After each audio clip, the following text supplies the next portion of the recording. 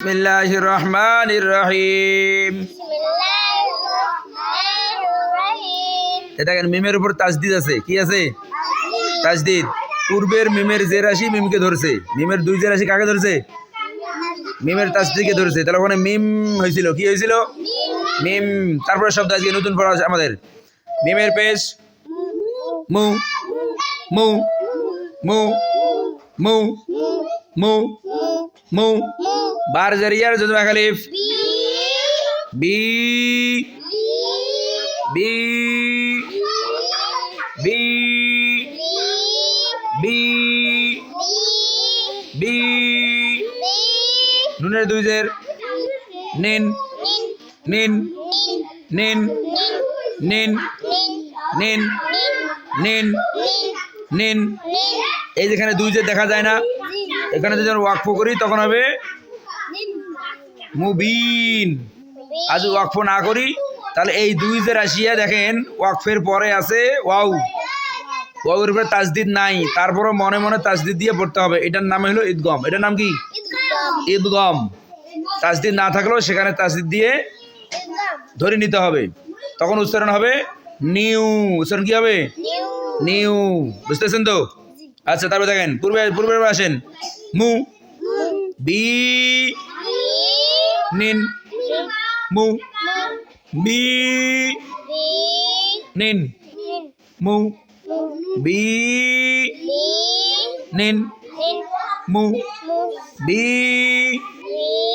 নিন মু বি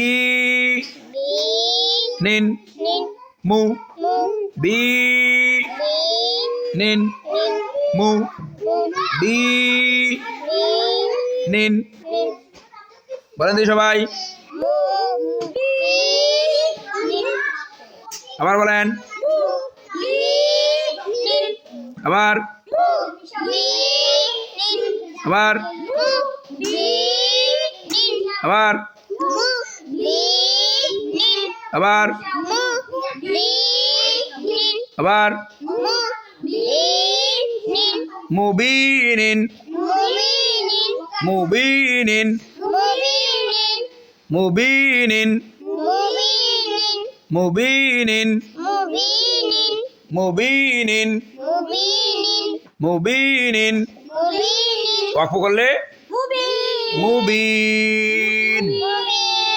এখন এখানে এক আলিফ মদ ছিল, এখন হয়ে গেছে তিন আলিফ মদ। কি মদ? তিন আলিফ মদ। মদটার নাম কি? মদ্দে আরজি। মদের নাম কি? মদের হরফে বামের হরফে ওয়াকফ হইলে মদ্দে আরজি।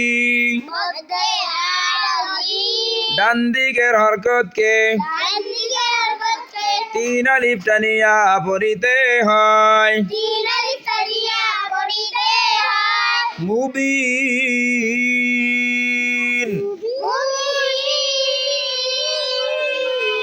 মুবিন